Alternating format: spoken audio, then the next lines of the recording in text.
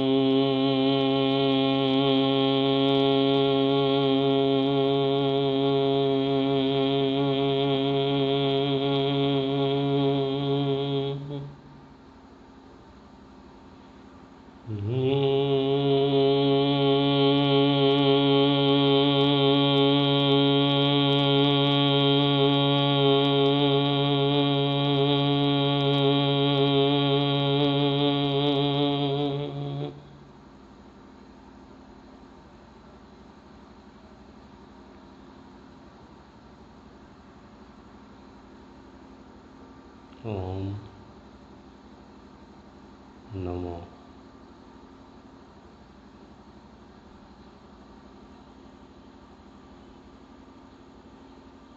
किसको?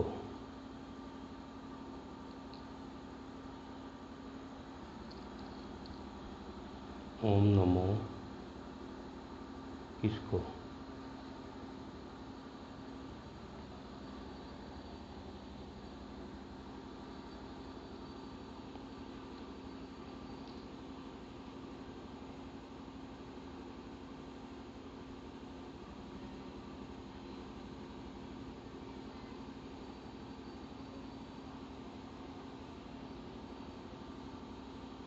That which is, वह जो है,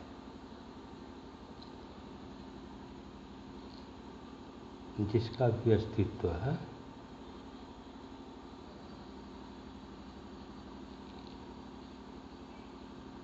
सूरज, चांद, पृथ्वी, आकाश गंगा, आकाश, मनुष्य, सारे जीव, सब कुछ, वृक्ष, पौधे, फूल, पत्तियाँ, हवाएं, जल, धरती, अग्नि, वायु, जो भी है, जिसका भी अस्तित्व है,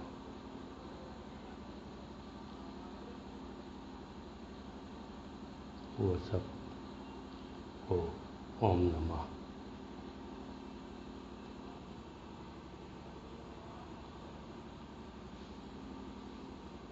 ओम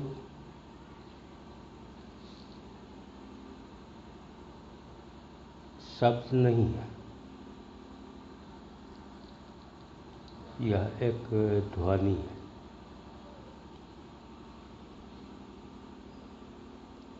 हमारे वर्णमाला में, हिंदी वर्णमाला में, देवनागरी वर्णमाला में जो अक्षर है, तो 3 प्रकार के अक्षर हैं। मैं वर्ण की बात नहीं कर रहा हूँ, स्वर वर्ण और व्यंजन वर्ण, 2 वर्ण हैं।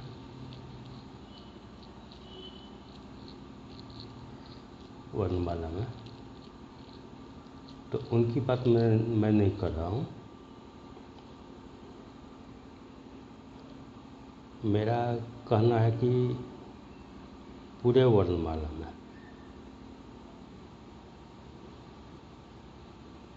3 प्रकार के 3 प्रकार है किया जा सकता है। अब एक है जिसमें मुंह खुलता है, होठ अलग होते हैं दोनों, ध्वनि उच्चारण के लिए, शब्द उच्चारित करने के लिए, कुछ बोलने के लिए, तो दोनों होठ जब अलग होते हैं तो एक प्रकार हुआ।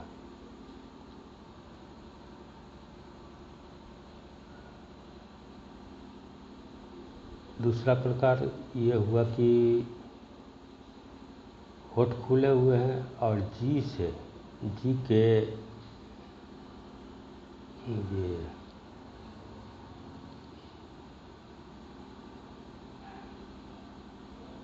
जो आड़ा कहिए, जी थोड़ा अलग अलग ढंग से ध्वनि उत्पन्न मतलब कंठ से जो ध्वनि निकल रही है उसमें जी अपना अभिनय दिखाती है। तो दूसरा प्रकार ये हुआ और तीसरा हुआ होठ बंद हो गए।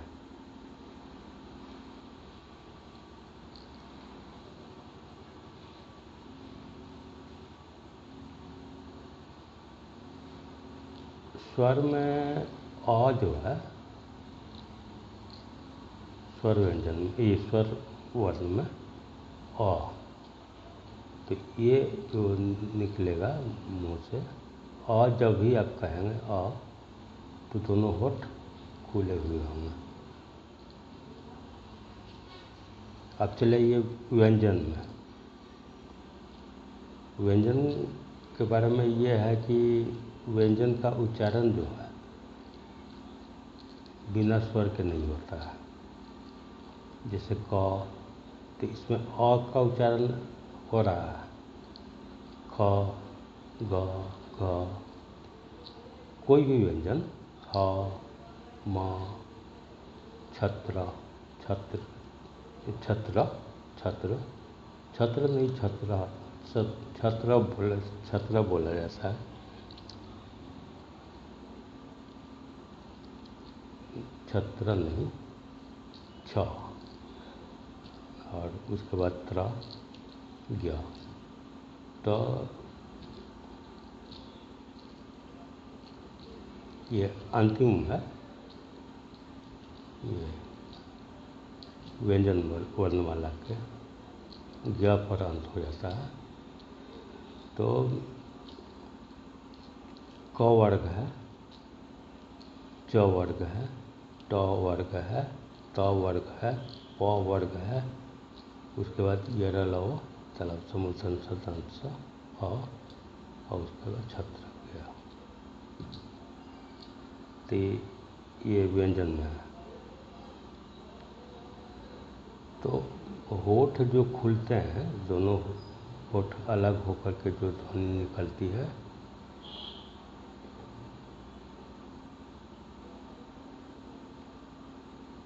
वो अ से निकलती है। स्वर वर्ण का अ से आरंभ भी होता है हाथ से। तो 3 प्रकार के शब्द ये अक्षर हैं। या ध्वनि को 3 प्रकारों में आप बांट सकते हैं, इसलिए कि अक्षर हम कहते हैं ना, शब्द हम कहते हैं। अब जो हिंदी नहीं जानते हैं उनके लिए क्या है, ये ध्वनि है। जब हमारी भाषा को कोई नहीं समझता है तो उसके लिए क्या है, साउंड है। अंग्रेज है तो वो कहेगा साउंड, वॉइस। हिंदी जानते हैं, ये हिंदी शब्द का जानते होंगे तब तो पता ही चल जाएगा कि ये क्या बोला जा रहा है। तो ध्वनि है। अब जिस शब्द का अर्थ हम नहीं जानते हैं, मान लिया गया कि हम शब्द का भी अर्थ नहीं जानते हैं, वाक्य का भी अर्थ नहीं जानते हैं, ग्रामर भी, व्याकरण भी नहीं जानते हैं। अबोध शिशु हैं, अब उनके उसके माता पिता परिवार के लोग जो भी आते जाते हैं वो सब हिंदी हिंदी बोल रहे हैं, लेकिन उसके लिए क्या है, उसको तो ध्वनि सुनाई पड़ रही है। शब्द ही तभी न कहेगा वो, ये समझेगा जब उसको अर्थ का पता चलेगा। हर शब्द का अर्थ होता है, ध्वनि का कोई अर्थ नहीं होता है, फर्क यही है। ध्वनि का कोई अर्थ नहीं होता है, शब्द का अर्थ होता है। हर एक शब्द का अर्थ है, अनेक अर्थ हैं एक शब्द के, तो अर्थ होने का मतलब है कि वो शब्द है। अब क का कोई अर्थ नहीं है, ख का कोई अर्थ नहीं है। जो वर्णमाला है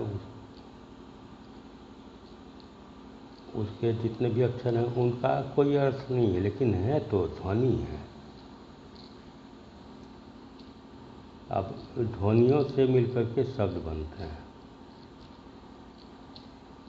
और शब्द का अर्थ होता है किसी अर्थ को निहित करके शब्द का ये प्रयोग किया जाता है या कई उत्पत्ति होती है। अब मैं तो जिस बात को लेकर के आज ये वीडियो बनाने बैठा हूँ, आपसे बात कर रहा हूँ, वो तो दूसरी बात थी, दूसरी बातें थी। और अभी ये ओम नमो के बाद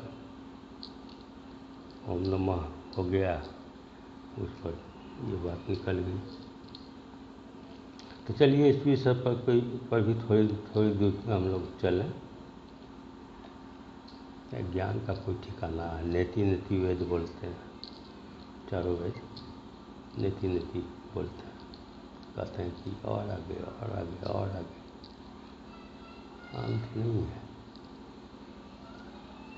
और मेरे पास तो कोई ज्ञान ही नहीं है। सबसे बड़ी बात यह है कि मेरे पास कोई ज्ञान नहीं। खुद को मैं अगर कहूँ तो मैं सिर्फ खुद को अपना परिचय में अगर गुण के मुताबिक दूँ तो मैं खुद को अज्ञानी ही कह सकता हूँ और कुछ नहीं। मनुष्य कह लीजिए,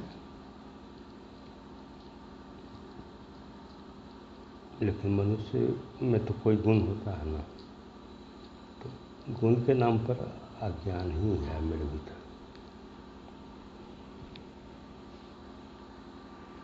तो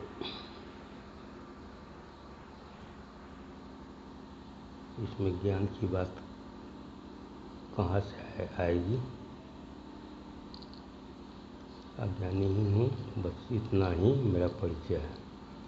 अब नाम कुछ भी हो, अनित्य सर्व ये भी अजीब है, तो खैर अनित्य सर्व को भी छोड़ ही दीजिए, वो उनका दर्शन अलग है। अज्ञानी होकर के भी दर्शन की बात मैं करता हूँ। चलिए कोई बात नहीं, चलिए इस विषय पर ही हम लोग फिर वापस चले आते हैं। 3 प्रकार के शब्द, ये 3 प्रकार की ध्वनि या अक्षर कहिए। वर्णमाला में अक्षर होते हैं, स्वर और व्यंजन मिलाकर वर्णमाला, और सभी के सभी अक्षर कहलाते हैं। अ भी अक्षर है और क भी अक्षर है।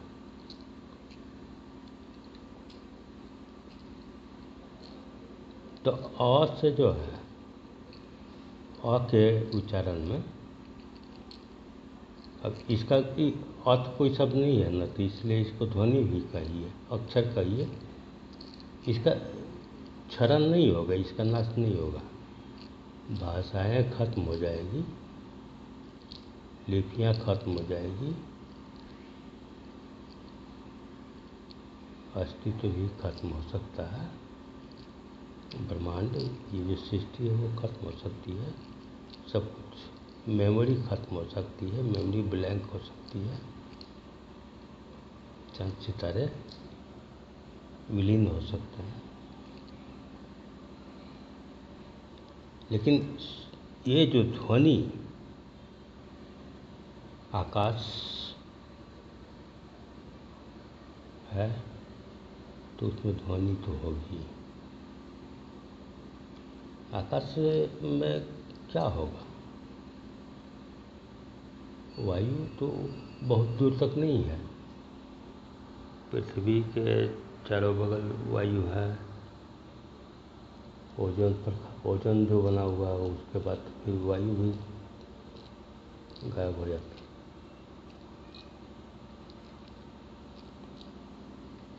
तो उस महाशून्य में आकाशगंगाएं हैं, तारा मंडल हैं, एक तारा सूरज है, सूर्य देवता, फिर उसके ग्रह हैं, उपग्रह हैं, पृथ्वी ग्रह है, पृथ्वी का उपग्रह है चंद्रमा, शनि ग्रह हैं, उनके उपग्रह शायद 21 उपग्रह हैं शनि के। बृहस्पति के भी कुछ उपग्रह हैं। पृथ्वी का एक ही उपग्रह है चंद्रमा। तो अब फिर बात बदल गई, विषांतरित हो ही जाता हूँ। अज्ञानी हूँ ना, तो वैसा होगा ही।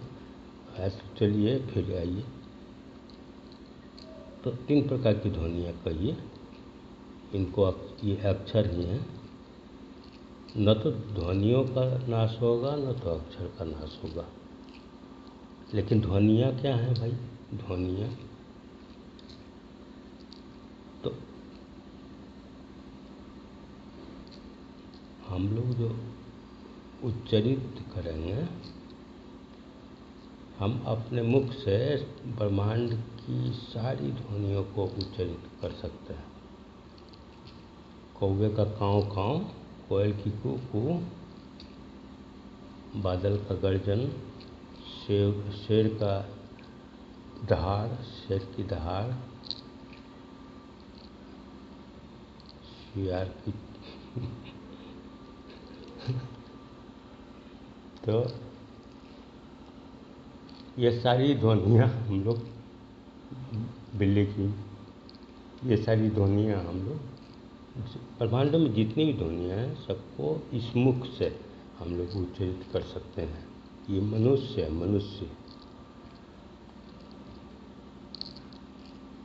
मन इसके पास है। अजब का यंत्र है, महायंत्र है, महायंत्र।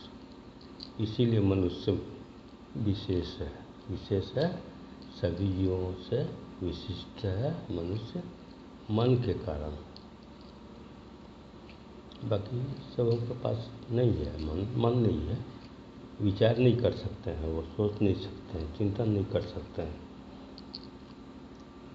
थोड़ा सा कॉन्शसनेस है, थोड़ी प्रवृत्ति है, थोड़ी प्रकृति है, हर जीवों अपनी अपनी, बस।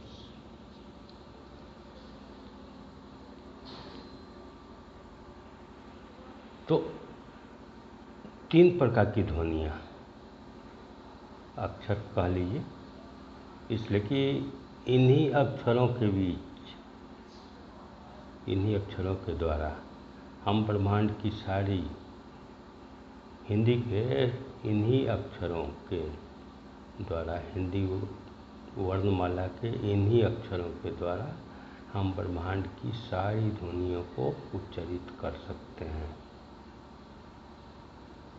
इसी मुख से। मनुष्य मानव मुख से उच्चारण होता है, हो सकता है, सब कुछ संभव।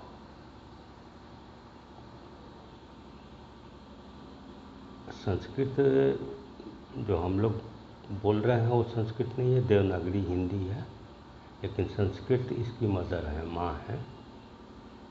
उसमें तो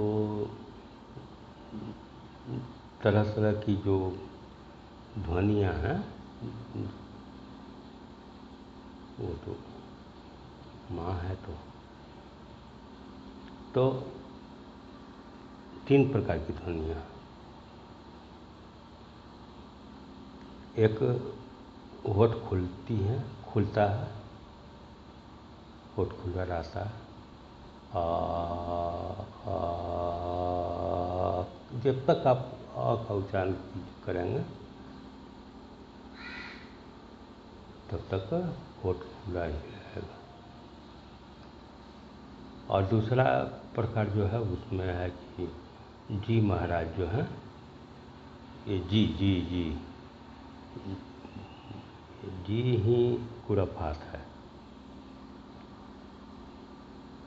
सारा खुराफात मनुष्य जो पैदा किया है ये जी के कारण किया है। जी नमस्कार जी। तो ये जी महाराज जो हैं वो दूसरे प्रकार की ध्वनियाँ पैदा करती हैं।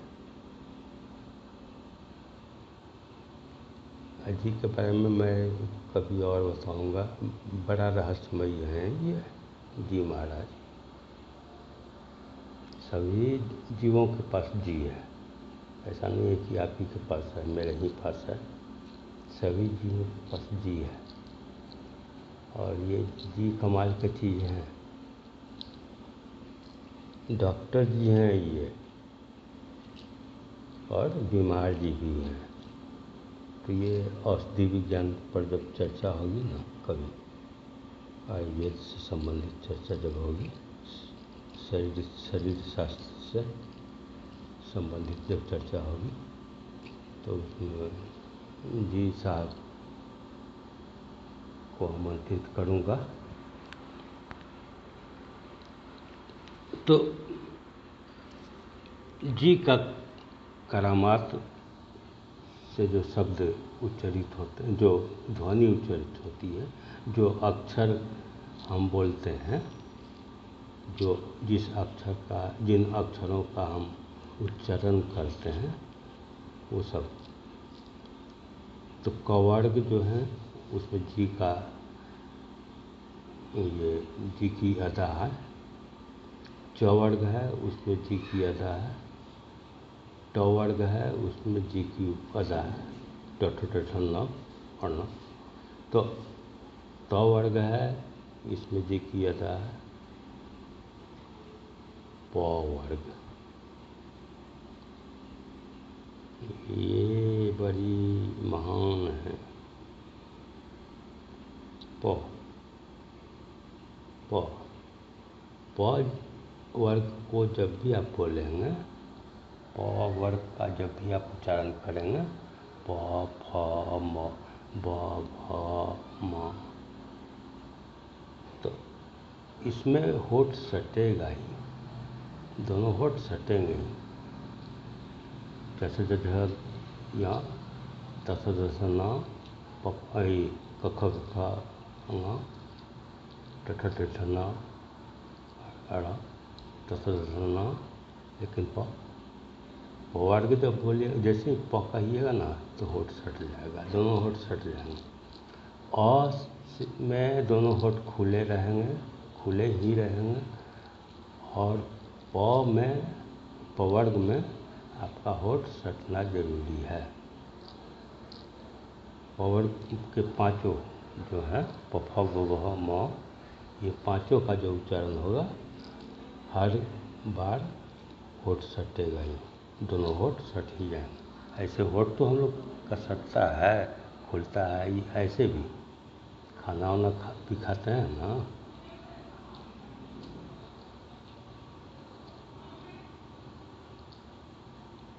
तो 3 प्रकार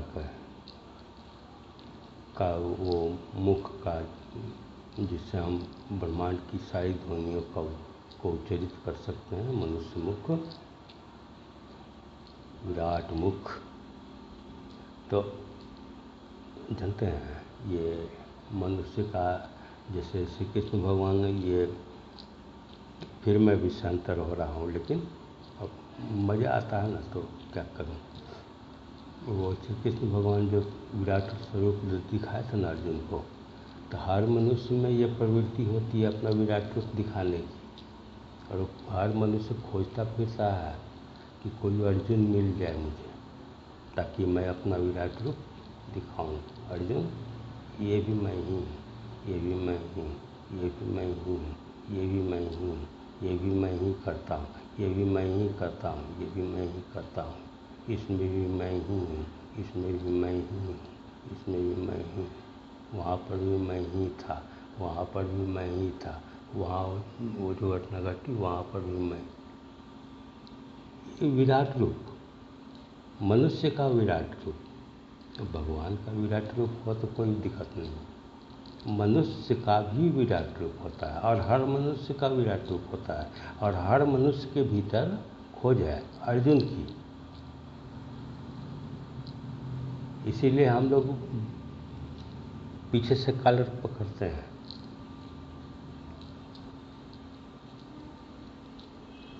किसी का भी कॉलर पकड़ लिए, चेक किए कि अर्जुन बनेगा या नहीं, समर्पित होगा या नहीं। अगर मिल गया किसी को भी कभी भी अर्जुन, कुछ समय के लिए ही मिले, कहते कि वो तो भाग जाएगा। मनुष्य जब अपना विराट रूप दिखाएगा ना, तो वो अर्जुन जो कृष्ण जो विराट रूप दिखाया था, वो अर्जुन भागने वाला मनुष्य नहीं था। वो न तो युद्ध से भागा, न तो कृष्ण के विराट रूप से भागा। भयभीत हुआ था लेकिन भागा नहीं। लेकिन ये अर्जुन तो भागेगा ही। आपके मनुष्य के विराट रूप को देखने वाला अर्जुन भागेगा ही। एक दिन, 2 दिन, महीना, 2 महीना, साल भर, 6 महीना तक आपका विराट रूप दर्शन करते रहेगा समय समय पर, लेकिन वो भाग जाएगा।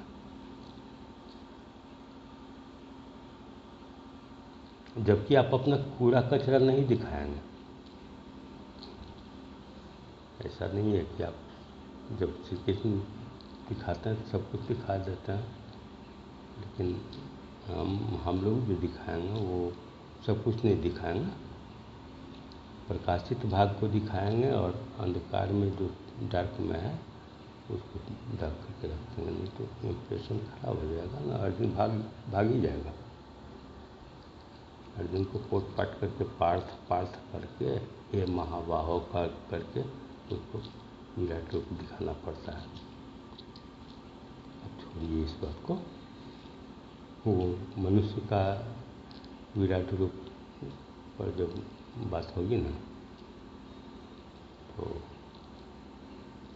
मनुष्य के भीतर जो सबसे समर्थ सत्ता है और शेषनाग जो मनुष्य के भीतर है, मनुष्य शेषनाग भी इसके भीतर है। जैसे शेषनाग एकदम तन करके खड़ा रहता है, अस्थिर खड़ा रहता है। विष्णु भगवान उस पर लेटे हुए हैं शेषनाग पर, आराम से विश्राम, परम विश्राम में है। और शेषनाग फन फैलाए हुए एकदम अस्थिर है। क्यों अस्थिर है वो जानता है कि मेरे सर पर पृथ्वी रखी हुई है, मेरे माथे पर पृथ्वी रखी हुई है। अगर जरा सा भी हिलूंगा तो पृथ्वी में भूकंप आ जाएगा, महाप्रलय हो जाएगा पृथ्वी पर। इसलिए वो सर को एकदम अस्थिर रखता है। तो हमारे भीतर भी शेषनाग है। हम समझते हैं कि ये मेरा परिवार या मैं किसी संस्था से जुड़ा हुआ, तो ये मेरी संस्था, जिससे भी जुड़ेंगे हम, जिससे भी जुड़ेगा कोई मनुष्य, वो सबको अपने सर पर रखेगा, सबकी जिम्मेवारी। भगवान अर्जुन को कहते हैं श्री कृष्ण कि अर्जुन तू जिम्मेवार नहीं है, तू मारने वाला नहीं हो है। महाभारत में तू क्या मारोगे, ये देख लो, मैं दिखा देता हूँ। सब के सब मरे हुए हैं। और दुर्योधन को भी दिखाए थे, मृतकों से पटी हुई हु है, पहचान कहाँ इसमें तू है। रश्मि रथी में दिनकर जी लिखे हैं। तो उसमें 2 लाइन ये है कि मृतकों से पटी हुई भू है, पहचान कहाँ इसमें तू है। ये हो चुका है। और अर्जुन को भी कहते हैं कि अर्जुन ये हो चुका है, मैं मार चुका हूँ, मैं सबको मार चुका हूँ, देख ले सब मर गए हैं। तू क्यों अपने सर पर जिम्मेवारी लेता है? तनाव में भरा हुआ है अर्जुन, क्यों तू द्वंद्व में से घिरा हुआ है अर्जुन, क्यों तू?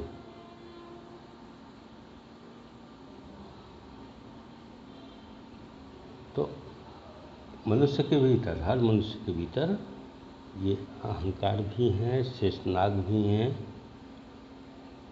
जो कि समझते हैं कि मैं अगर उलट गया तो मेरा परिवार बिलट जाएगा। अरे बाबा, तुम उलट जाओ कि बिलट जाओ, ये संसार है, परिवार ही नहीं है, ये संसार है, सब कुछ चलता रहेगा। इसको चलाने वाला तो नहीं उलट गया है, वो तो उल्टा हुआ ही हमेशा रहता है। वो जगत का जो संचालक है वो क्षीर सागर में। अब क्षीर सागर का मतलब भी कमाल की बात है, ये सब बाद में कोई भी चर्चा होगी। तो मैं फिर चलाता हूँ, विषयांतर बहुत हो रहा हूँ, मैं बहुत विषय में चेंज कर रहा हूँ, विषयी आदमी हूँ। तो हाँ, तो मैं कह रहा था कि एक है अ, दूसरा है प वर्ग के 5 अक्षर, और बाकी सारे अक्षर जो बचते हैं वो सब में जी महाराज की करामात है, होती है। जी साहब जो है अपनी अदाओं का प्रदर्शन करते हैं। तो 3 प्रकार की बात कहाँ से शुरू हुई? ओम से। मैं कहा कि ओम ध्वनि है, कोई शब्द नहीं है। शब्द का अर्थ होता है, लेकिन ध्वनि का कोई अर्थ नहीं होता।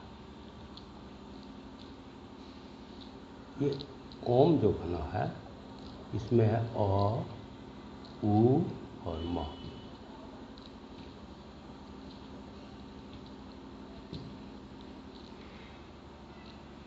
और में होठ खुला रहता है।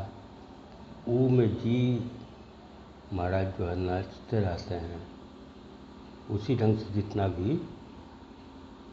ये अक्षर हैं वर्णमाला में, सबों में जी महाराज अपना फंक्शन दिखाते हैं। सिर्फ प वर्ग में कुछ और हो जाता है, जिसमें हर प वर्ग के हर अक्षर में होठ सट जाते हैं। प आ, प वर्ग का उच्चारण करना है तो होठ सटेगा ही, तभी उसके बाद प वर्ग का उच्चारण होगा। तो अ से खुलता है, होठ खुलते हैं। ऊ से जी अपना चमत्कार दिखाती है, और प वर्ग पर होठ सट करके ही प वर्ग का उच्चारण होता है। तो प वर्ग का अंतिम अक्षर जो है म। तो अ, उ और म, 3 अक्षर मिला करके ओम बना है। अ, उ, म। अ और उ अगर मिल जाए तो ओ हो जाएगा, ओकार हो जाएगा।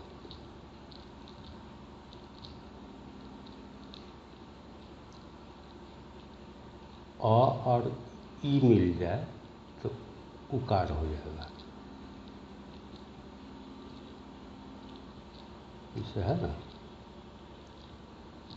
आकार, इकार, उकार, ओकार, औकार, अंग, आ। तो ये सब जो है 12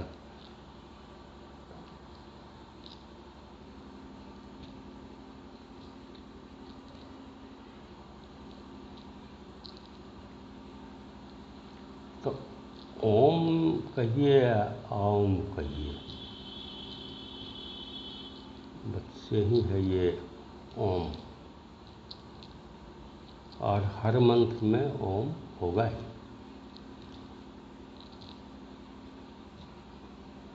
ये शक्ति, महाशक्ति जब तक नहीं लगेगी तब तक श्लोक, कोई भी श्लोक मंत्र नहीं बनेगा। संस्कृत में श्लोक होता है,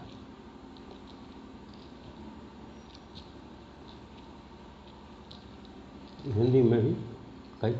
अब श्लोक नहीं है, संस्कृत नहीं है, कोई दिक्कत नहीं है, लेकिन ओम है, ओम हमेशा है।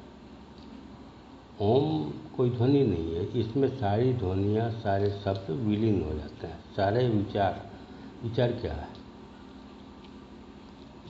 मैं दिल्ली जाऊंगा, मैं सब कल सवेरे उठूंगा, कुछ काम है तो 4 बजे ही जग जाऊंगा, बिस्तर छोड़ दूंगा 4 बजे, फ्रेश फ्रेश होना होगा, उसके बाद जाना है। अब ये जितना भी विचार मेरे भीतर चल रहा है, सब शब्द के द्वारा चल रहा है। विचार जो भी चलेगा भीतर में, वो सब शब्द के द्वारा चलेगा, शब्द बनता चला जाएगा। और ये मन क्या है? मन जो है विचारों का जनरेटर है, मशीन है। मन में ही सारे विचार उठते हैं, सब कुछ, सोच, चिंता, सब कुछ, चिंतन, सब कुछ। अब अध्यात्म क्या है कि मन के पार जाना है, वहाँ पर से मन को कंट्रोल करना है। जब तक मन के पार नहीं जाते हैं हम, तब तक मन को हम देख ही नहीं पाएंगे। मन से पृथक होकर भी मन का दर्शन किया जा सकता है, मन का साक्षात्कार किया जा सकता है, विचारों को हम देख सकते हैं। और जब हम विचारों को देखने लायक हो जाते हैं तो हम मन को वश में करने लायक हो जाते हैं। इसलिए महाशक्ति है ये ओम, जो कि हर मंत्र में इसकी ज़रूरत पड़ती है, आरंभ में ही। अगर ओम से आरंभ नहीं होता है कोई श्लोक तो वो मंत्र नहीं है, और जो भी श्लोक ओम से आरंभ होगा वो मंत्र ही है।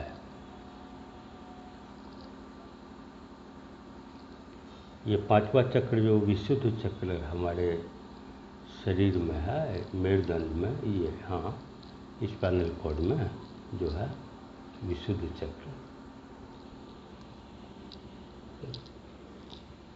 थायराइड जिसको बोला जाता है, डॉक्टर लोग इसका ऑपरेशन कर देते हैं।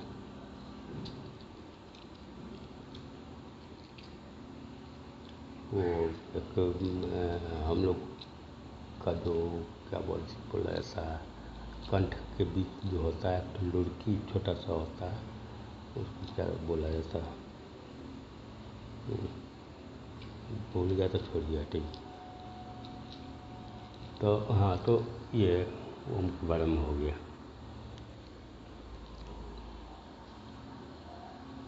आज का जो विषय था तो कल के विषय पर आधारित था, इसलिए अब इस वीडियो का नाम भी शायद उसी के मुताबिक होगा। तो आज का जो विषय था, कल का जो विषय था वो था अवतरण, आस्था और पौराणिक कथाएं। ये 3 ही था, विषय था नहीं, बात से बात निकलती चली गई तो विषय वस्तु बन गया उस वीडियो का। अब आज मैं बैठा हूँ तो मैं कुछ सोच नहीं पा रहा था कि आज क्या कहना है, अब कहते चला जा रहा हूँ तो विषय पर विषय बदलती चली जा रही है और विषयांतर हो रहा है। लेकिन मुझे याद है कि 3 विषय था कल के वीडियो में अवतरण, आस्था और पौराणिक कथाएं।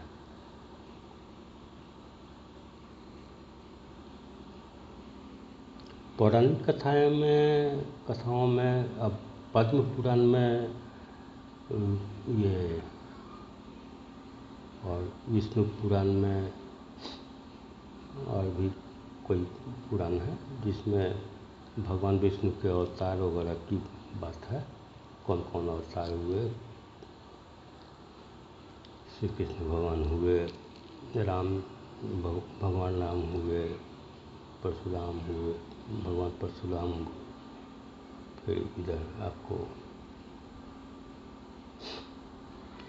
कुरुम अवतार हुआ, नरसिंह अवतार हुआ, वराह अवतार हुआ, वामन अवतार हुआ।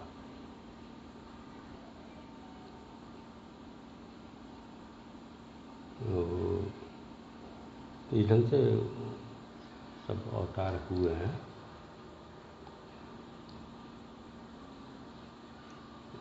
पौराणिक कथाओं में है ये सब।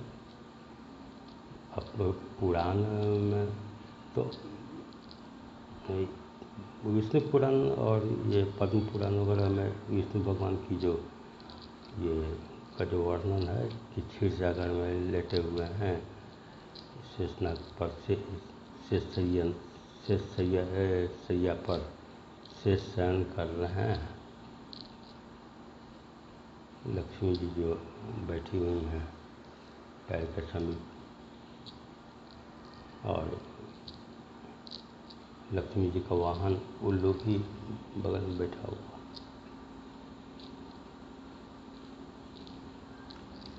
इसको चित्रकारों ने चित्रित किया है और हम लोग देखते हैं सभी जगह, इंटरनेट पर भी मिलते हैं देखने को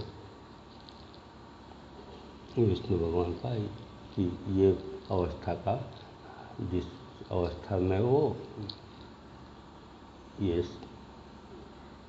ब्रह्मा जी की रचना जो है, जो सृष्टि है ब्रह्मा जी की, उसका ये संचालन करते हैं विष्णु भगवान, उसी अवस्था में करते हैं। उनकी मूल अवस्था वही है। तो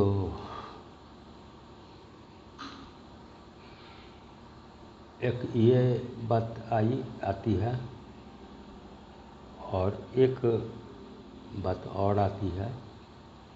तो ये जो विष्णु भगवान की जो अवस्था है, इस पर मैं थोड़ा सा बोल देता हूँ।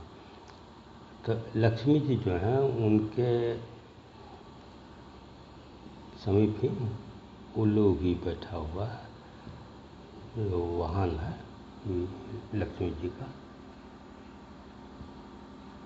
और शेषनाग का की सैया, शेषनाग अपना फन फैलाए हुए। शेषनाग एक बड़ी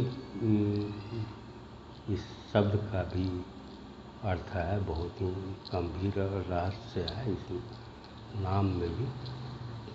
पौराणिक कथाओं में जितने भी पात्र हैं, तो जितने भी नाम हैं, सभी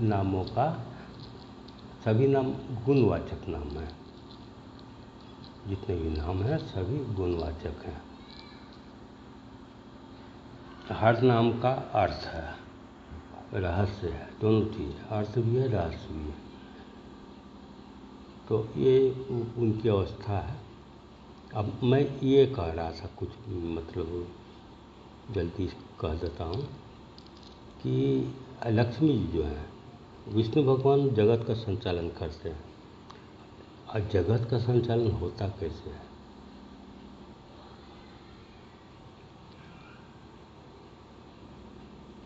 मनुष्य और जीवों के संचालन में माथापच्ची की कोई आवश्यकता नहीं है। कोई पाप पुण्य नहीं है उसके भीतर, न पुण्य करता है न पाप करता है। वो करता ही नहीं है, कर्ता भाव उसमें है ही नहीं। किसी भी जीव में कर्ता का भाव है ही नहीं। कर्ता का भाव सिर्फ मनुष्य में है। आई एम, मैं हूँ, अस्मिता। तो ये जो शेषनाग हैं उनकी भी उनका भी रहस्य, उनकी भी विशेषता है। और एक चीज़ और देख लीजिए, विष्णु भगवान का जो भी अवतार हुआ है, जैसे श्री कृष्ण तो बलराम के रूप में वो अवतीर्ण हो गए हैं, भैया के रूप में, दाऊ के रूप में। और इधर जो राम जी हैं तो उनके अनुज बन जाते हैं लक्ष्मण जी। एकदम परशुराम जी को तो उनको देख करके एकदम चीर जाते थे, कटाक्ष उनका होता था। तो विष्णु भगवान का जब भी अवतरण होता है उसमें कुछ बातें होती हैं। लक्ष्मी जी भी अवतरित हो जाती हैं, शेषनाग भी अवतरित हो जाते हैं, योग माया का भी अवतार हो जाता है। योग माया साथ ही साथ होती हैं हमेशा विष्णु भगवान के। उसी से तो वो सबको मोह जाल में रखते हैं। माया के कारण ही संसार है। तो ये दर्शन की बात है, द्वैत अद्वैत की बात है। तो यहाँ तो मैं ये कह रहा था कि तो लक्ष्मी जी जो है विष्णु भगवान जगत का संचालन करते हैं। पाप पुण्य का लेखा जोखा नहीं रखते हैं, उसके लिए शनि भगवान है। और भी बहुत सा डिपार्टमेंट है, सबका अलग अलग लोग हैं। ये संसार सब कुछ ऑपरेट हो रहा है। ये कुछ नहीं कर रहे हैं, ये परम विश्राम में है, कुछ भी नहीं कर रहे हैं। जगत के संचालक कुछ भी नहीं करते हैं। और हम मनुष्य इतना कुछ करते हैं, इतना कुछ करते हैं, इतना कुछ करते हैं ना, कि कर्ता असली कर्ता वो हैं और मानते हैं हम हैं खुद को कर्ता। अब करता है तो भरसा भी तो होइएगा। कर्म आपका होगा तो फल किसका होगा? आपका होगा, भगवान का थोड़ा होगा। भक्त और आम मनुष्य में यही फर्क है। भक्त कहता है कि मैं करता नहीं हूँ। अर्जुन अगर भक्त हो जाए तो उसका द्वंद्व ही खत्म हो जाएगा। ये गीता की कोई आवश्यकता नहीं होती है अगर भक्त हो जाता तो। जैसे बड़बड़ी भक्त था ना, तो कृष्ण भगवान उसका सर काट करके सुमेरु पर रख दिए कि देखो।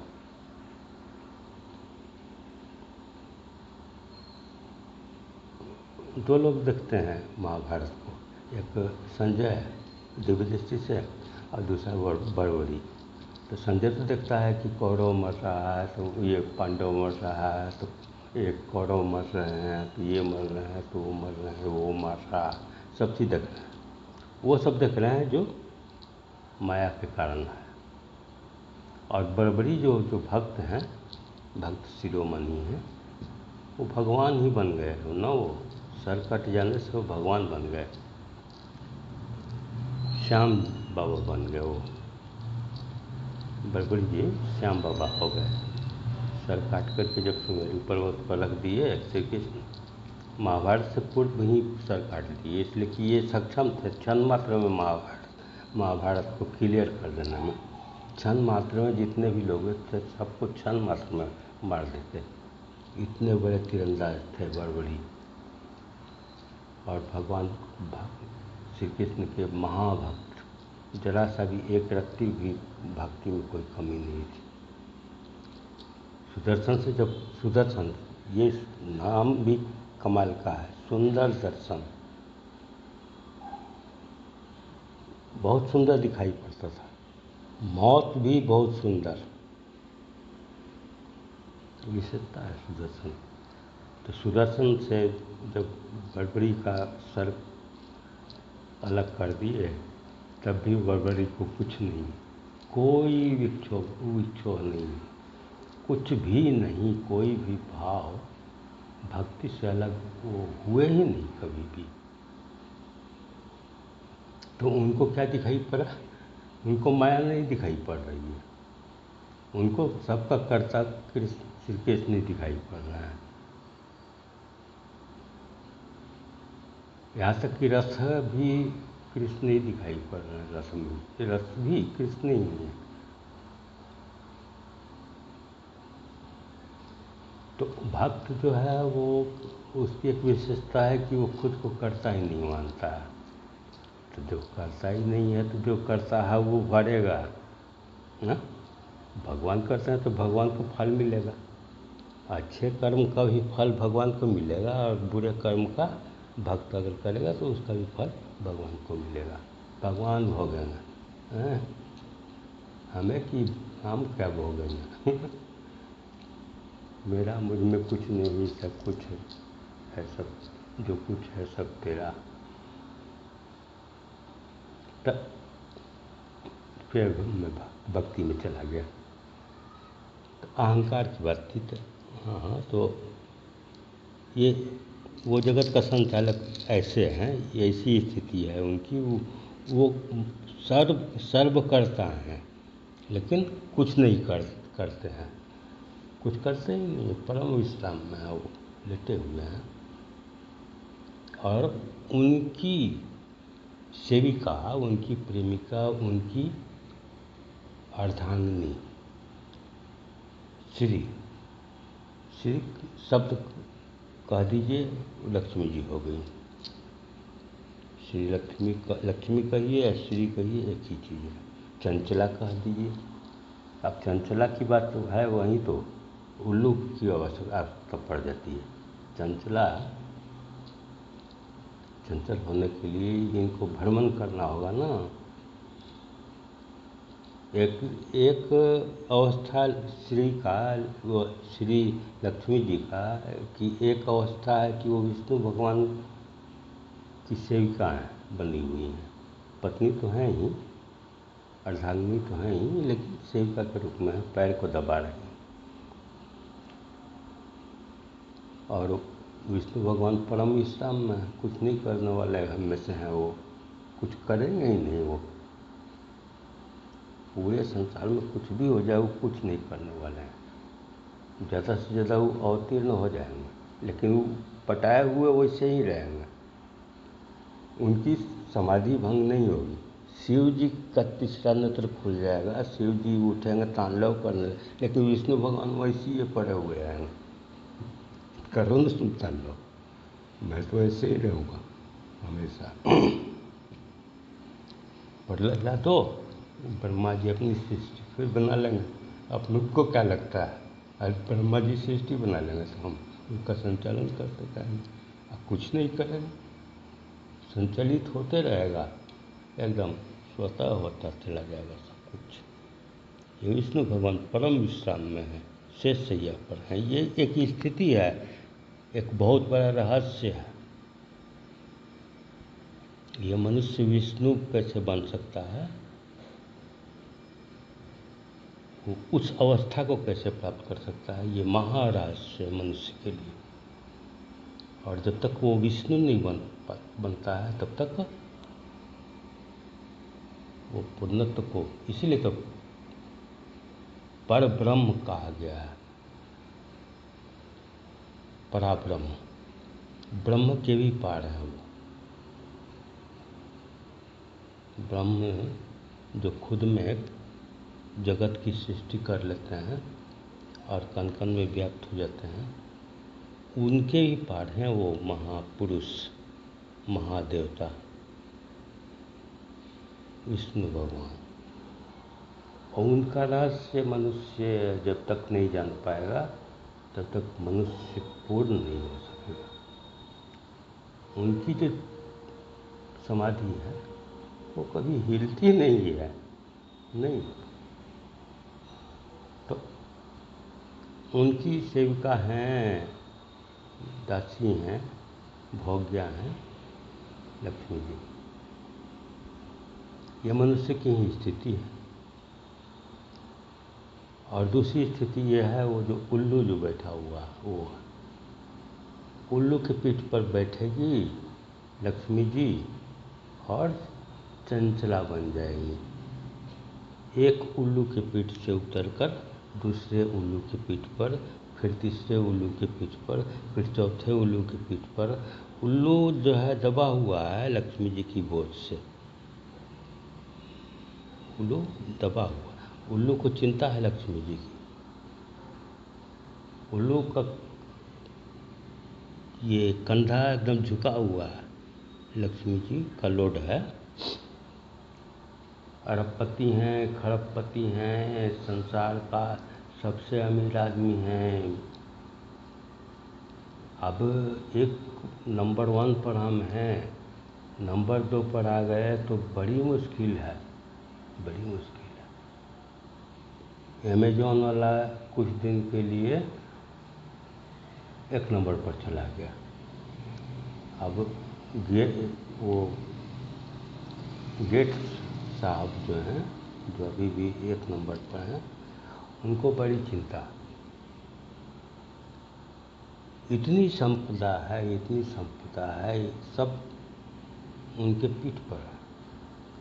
आज ये चंचला हैं, चंचला। 500 का नोट मेरे जेब से निकला, उनके जेब में चला गया, उनके जेब से निकला, उनके जेब में चला गया, उनके जेब से निकला, उनके। वो चंचल है, वो चंचल हैं, वो चलती चली जा रही हैं। एक उल्लू के पीठ से उतरकर दूसरे उल्लू के पीठ पर, एक उल्लू के पीठ। उल्लुओं की भरमार है। ये मनुष्य ही है उल्लू। लक्ष्मी जी का वाहन मनुष्य ही है। मनुष्य को ही चिंता है लक्ष्मी जी की। विष्णु भगवान को थोड़ी चिंता है लक्ष्मी जी की। विष्णु भगवान तो परम विश्राम में। लक्ष्मी जी कहाँ कहाँ जा रही हैं इसकी कोई चिंता नहीं है विष्णु भगवान को, क्योंकि वो जानते हैं कि मैं जगत का जो संचालन करता हूँ ये लक्ष्मी के ही द्वारा करता हूँ। ये रहस्य जगत में, इसको इसी को कनक कहा जाता था, कनक, सोना। अभी भी स्वर्ण की ही सब, मतलब रिजर्व बैंक में, हर देश का रिजर्व बैंक होता है,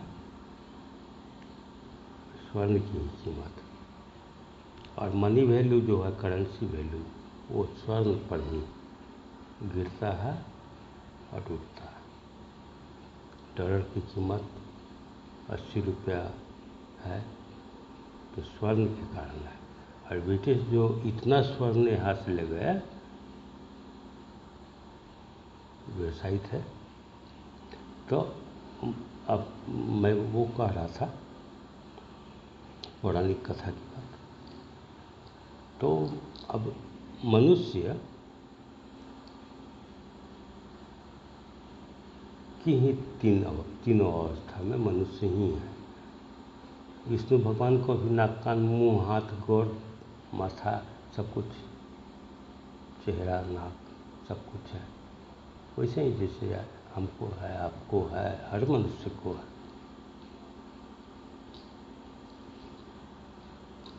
मनुष्य रूप में ही है वो।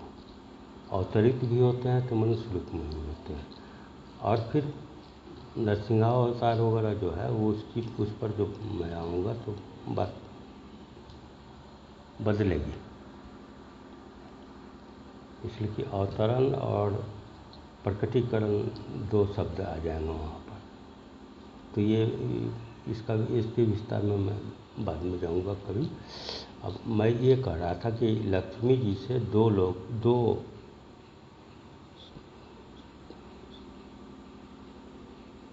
हमेशा संबंधित हैं, 2। एक श्री विष्णु, उनके पति, उनके स्वामी। एक वो हैं जो भोग करते हैं, और एक वो है उल्लू जो जोग करता है लक्ष्मी जी का, हिसाब रखता है। इतना अरब हो गया, इतना खरब हो गया, इतना नील हो गया, इतना खत्म हो गया। उसके पास सिर्फ हिसाब है, बैंक बैलेंस का हिसाब है, इतना बिजनेस है, इतना ये है, वो है, खाता खतिया सब हिसाब है केवल।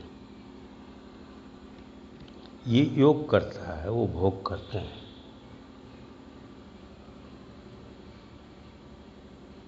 संपत्ति का वो भोग करते हैं, संपत्ति का ये योग करते हैं। संपत्ति उनके लिए आनंद है, सब कुछ है, उसी से संचालित करते हैं पूरे संसार को, जगत को। और संपत्ति हमारे लिए विपत्ति है। जितनी संपत्ति उतनी अधिक गरीबी।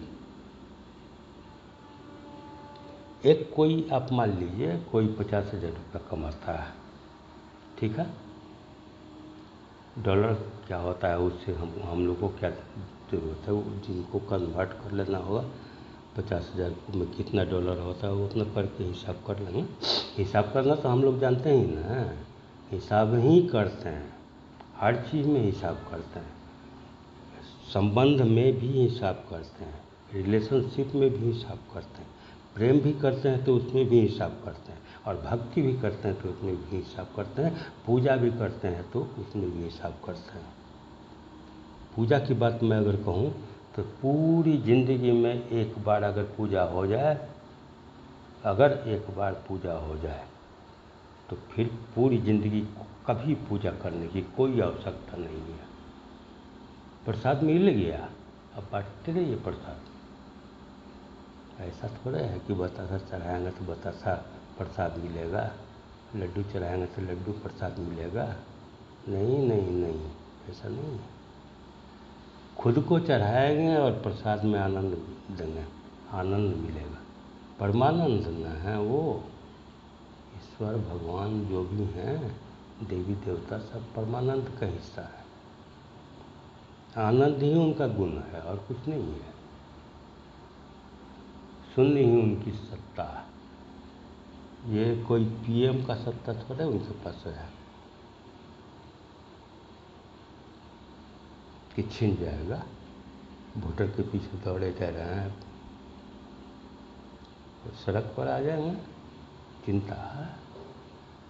अब नींद ही नहीं है, चैन ही नहीं है, सुख ही नहीं है, हाँ? लक्ष्मी है लेकिन सुख नहीं है, भाई बड़ी दिक्कत की बात है। जिसके लिए हम जमा कर रहे हैं, जिसके लिए हम जोग रहे हैं, जिसके लिए हम अर्जित कर रहे हैं, वो ही नहीं है, सुख ही नहीं है। सुख सिर्फ विष्णु भगवान के पास है। तो जगत का संचालक जो कि कुछ भी नहीं कर रहे हैं उनके पास सुख, श्री है उनके पास, लक्ष्मी जी हैं उनके पास, अपार है, पार ही नहीं है उनके पास सुख और संपत्ति का। और हमारे पास विपत्ति अपार है। तो मैं ये कह रहा था कि अगर कोई आदमी 50,000 कमाता है तो उसको लगता है कि अगर 10,000 रुपया महीना अगर और हो जाता ना, और मिलता तो सब चीज़ ठीक से चलता है। अभी कुछ घट जाता है 50,000 की कमाई में, 50,000 तो वेतन मिलता है, सैलरी मिलती है, इसमें थोड़ा ओवर टाइम अगर हो जाता है या कुछ ऊपरी आमदनी हो जाती, कम से कम 10,000 टेबल के नीचे से एक टेबल के दराज में गिर जाता। महीना इतना मतलब गिरता कि महीना में 60,000 तक अगर पहुंच जाता मेरा इनकम, तो सब चीज़ ठीक ठाक चलता। अब उसकी गरीबी कितनी की है, कितने की है उसकी गरीबी? 50 तो इनकी कमाई है, 10 की गरीबी है। कमी जो है, गरीबी किसको कहा जाता है? धन की कमी को, पैसे की कमी को। गरीब किसको कहा जाता है? जिसको पैसे की कमी है। नहीं तो सभी गरीब हैं, सभी अमीर हैं।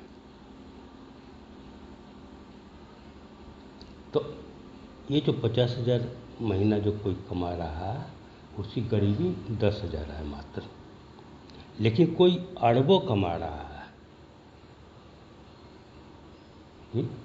कोई 50 अरब कमा रहा है, उसकी गरीबी कितनी होगी? 10 अरब होगी ना। हाँ? तो इस व्यक्ति की गरीबी 10,000 की है और उस व्यक्ति की गरीबी 10 अरब की है। कोई खरबपति है तो उसकी गरीबी खरबों में है, खरबों की है। अब वो कितना बड़ा गरीब है, वो कितना आवश्यकता है उसको, 10 खरब की आवश्यकता है उसको। अगर वो उतना नहीं होता है तो उसको कमी है, गरीबी है, दिक्कत है। व्यवस्था करने में, सब चीज़ सही ढंग से चलाने में उसको दिक्कत है। जैसे 50,000 कमाने वाले को 10,000 अगर हो जाता है तो सब चीज़ ठीक चलेगा, ये सोच है उसकी मात्र। 60,000 भी हो जाएगा तब भी सब कुछ पूरा नहीं हो जाएगा। अरबों खरबों हो जाने के बाद भी पूरा नहीं होता है तो किसी को 10,000 हो जाए, 50 से 60,000 हो जाए तो वो पूरा कैसे हो जाएगा? नहीं होगा ना, गरीबी और आगे बढ़ जाएगी। जैसे मृग तृष्णा है, पानी दिखाई पड़ रहा है, वहाँ तक पहुँचते पहुँचते वो उतना दूर ही दिखाई पड़ेगा। फिर जितना दूर देखे थे जब चले थे, और वहाँ तक पहुँचते जाइए, बढ़ते जाइए और दूर होते चले जाइए। मृग तृष्णा। वैसे ही हमारा सुख जो है मृग तृष्णा है। हमारी संपन्नता, हमारी अमीरी मृग तृष्णा है। हम कभी भी अमीर नहीं होते। वो जो संसार के सबसे बड़े अमीर जो व्यक्ति हैं, क्या सोचते हैं कि वो अरब कमाता है तो उसकी गरीबी 10 अरब की है, कोई खरबों कमाता है तो खरबों की गरीबी। जितना कमाइएगा उतना कमेगा, कमाइएगा तो क्या होगा, कमेगा ना। आप कमाइएगा, कम कीजिएगा ना, कमे ना होगा। जितना कमाइए उतना कमेगा, कमाइएगा तो कमेगा ही। अब ये बात तो हो गई, चलिए हटाइए, ये भी बात खत्म हो गई। पौराणिक कथाओं की बात थी, अवतरण की बात थी, आस्था की बात थी, तो बड़बड़ी साहब भी आइए गए, आस्था की भी बात हो गई, अब पूर्ण हो गई, अब कथा पूर्ण हो गई। अब मुझे भोजन वगैरह की व्यवस्था करनी है, इसलिए मैं आपसे आज्ञा चाहूँगा और नमस्कार और धन्यवाद के साथ जय हो।